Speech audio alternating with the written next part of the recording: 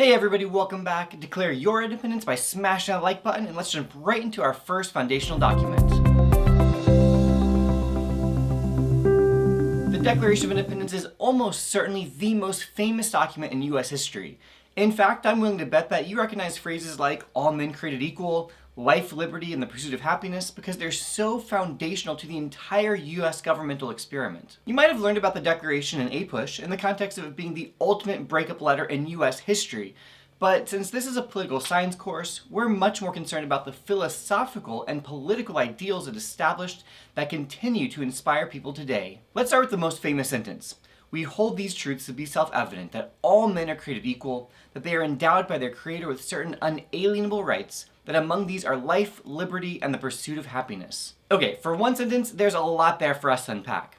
Thomas Jefferson starts by telling us that what he's about to say is self-evident, or obvious. Like, obviously all men are created equal. So right off the bat, we have a nod to the goal of political equality in this new nation.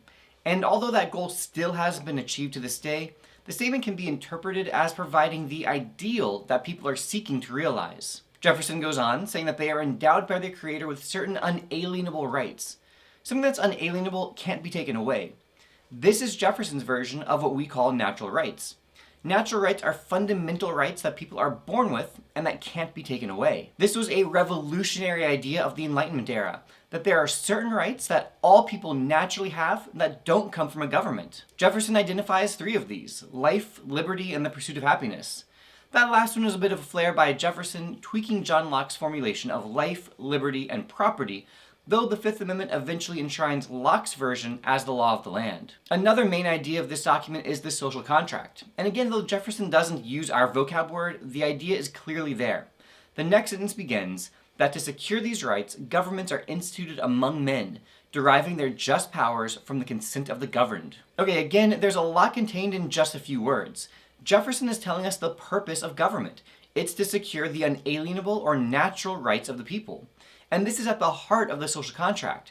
The purpose of government is to protect the rights of the people. Yes, we give up some freedom by living under a government, but only so much as is necessary for the protection of people's rights. But did you notice where governments derive their power? From the consent of the governed. This is the idea of popular sovereignty. The government exists because people allow it to have some power. On that same thought, he continues that whenever any form of government becomes destructive of these ends, it is the right of the people to alter or to abolish it and to institute new government. And I'll pause right there. So first is a callback to the social contract and the purpose of government. If a government is failing to do what it's supposed to do, namely protect people's rights, then the people have a right to change or completely get rid of that government. Not only that, but they can then institute a new government that is more to their liking and that they believe is more likely to provide the safety and security they seek. Still on this idea of popular sovereignty, later in the same paragraph, Jefferson says that when the rights of the people have been abused and the government becomes despotic, it is the duty of the people to throw off such government and provide new guards for their future security. Again, demonstrating that governments are both established and abolished by the people. The people are the ultimate source of governmental power. This section, though, also shows Jefferson's support for limited government.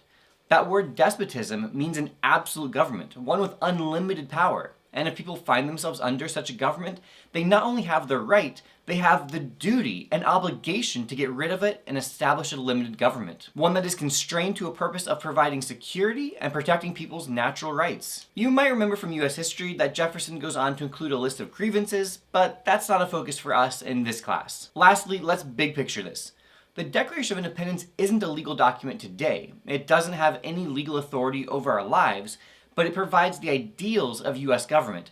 Ideals that have certainly not been perfectly fulfilled, but when we think about beautiful words like all men created equal, the purpose of government being to secure life, liberty, and the pursuit of happiness, they still matter today. The Declaration of Independence can certainly be viewed as a kind of inspiration for modern social movements, and we see people marching and demonstrating and demanding equality, demanding to be part of that all men created equal that Jefferson wrote about some 250 years ago. Today's view of all men created equal is far more expansive and inclusive than Jefferson, Adams, and Franklin had in mind.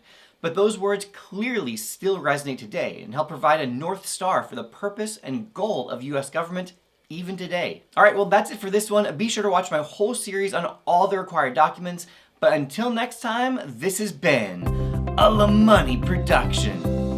Thanks again for watching, and if you want to do your best in class and on the exam, consider checking out the Ultimate Review Packet.